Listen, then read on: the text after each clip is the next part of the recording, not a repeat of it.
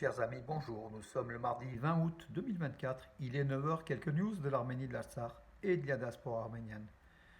Tout d'abord, avant d'oublier la fête de la gastronomie à Valence, donc entre le 12 et le 15 septembre. Voilà, donc le très beau recueil. Et surtout, donc le samedi 14 septembre, voilà, donc un rendez-vous avec les villes jumelles, dont le stand arménien d'Itchevan, donc de la ville jumelle de Valence. Voilà, donc c'est là le stand d'Itchevan. Ça sera le samedi 14 septembre, donc on est encore loin, j'aurai le temps de vous représenter.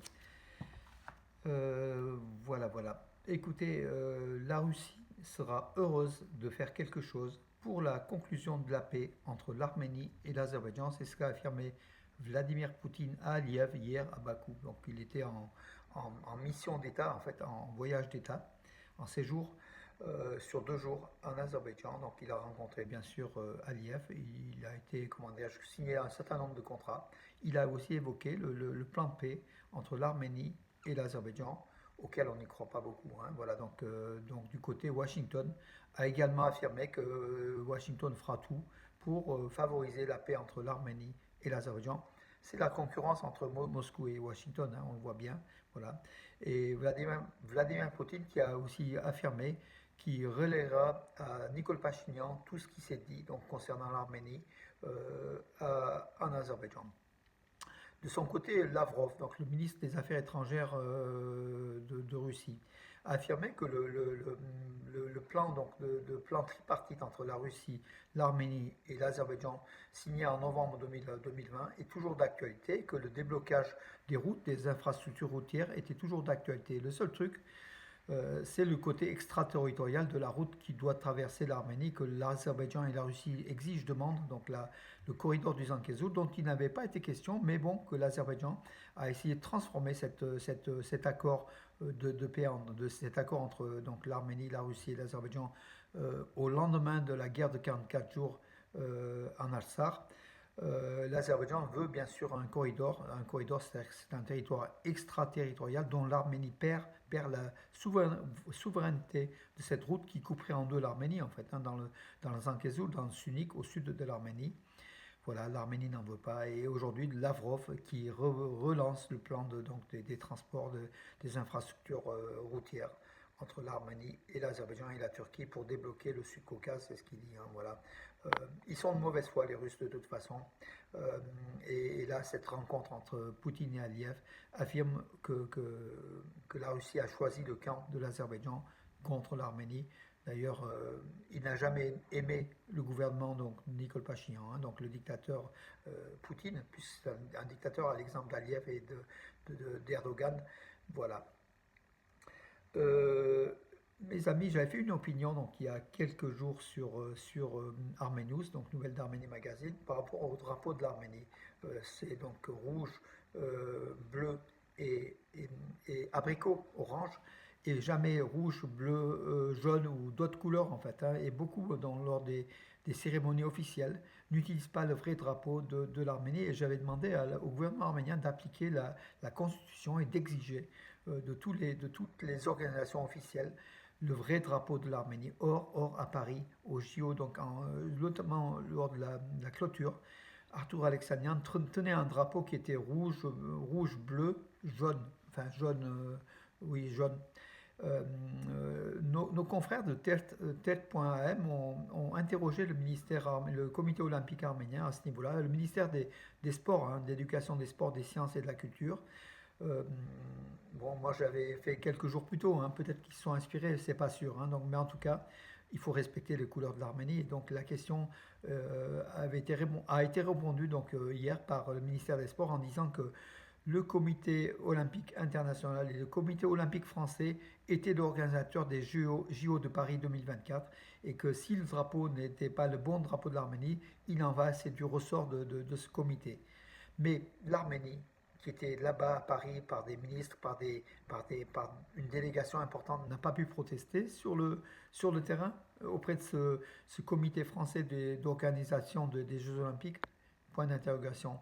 L'Arménie est un peu laxiste, hein, il faut le dire. Hein, donc on doit exiger, point par point, l'application de la constitution de l'Arménie et le drapeau de l'Arménie doit être respecté dans ses véritables couleurs et ne pas ressembler au drapeau colombien ou à d'autres drapeaux en utilisant le jaune au lieu du orange en fait en finale. Hein.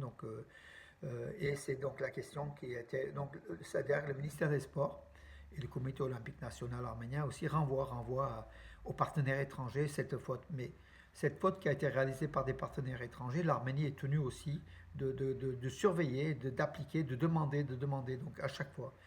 Et ce laxisme-là, en fait, de l'Arménie pèse sur la République, sur l'honneur même de la République d'Arménie et de ses couleurs. Hein, voilà, mes amis.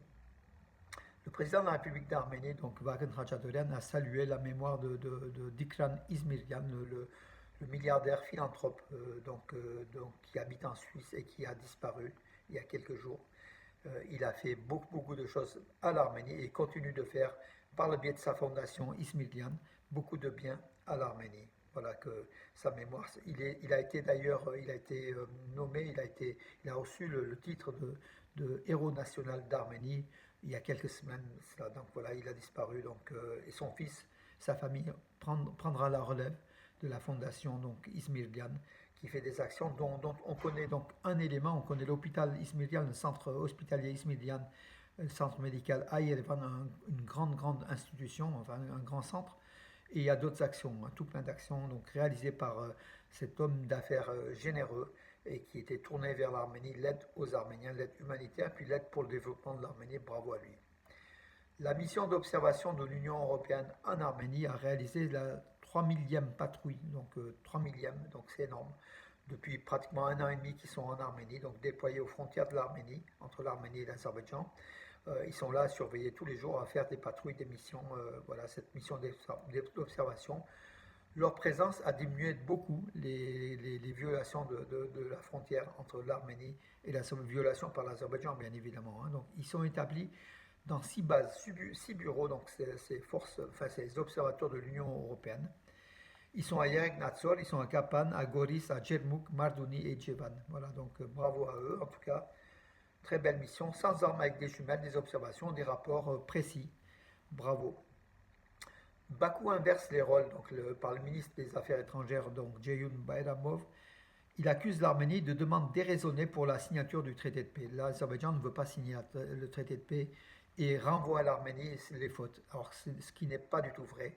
Et en fait, Bakou parle de demandes déraisonnables de l'Arménie. Alors que Bakou exige le changement de la constitution de l'Arménie, beaucoup de choses. Et du coup veut renverser la situation en accusant l'Arménie de tout faire pour ne pas signer le traité de paix. Or, c'est l'Azerbaïdjan qui ne veut pas et on le sait. Alors que l'Union européenne, hier, dans un communiqué assez important, fort, a demandé à l'Azerbaïdjan de signer un accord de paix avec l'Arménie avant la COP29 de novembre. Voilà, et de la libération, bien sûr, des prisonniers de guerre, des prisonniers politiques, tout ce qui est corollaire à cela. Mais bon, il y a peu de chances que l'Azerbaïdjan écoute l'Union européenne, qu'écoute Washington. L'Azerbaïdjan obéit plutôt à Poutine qu'à l'Occident.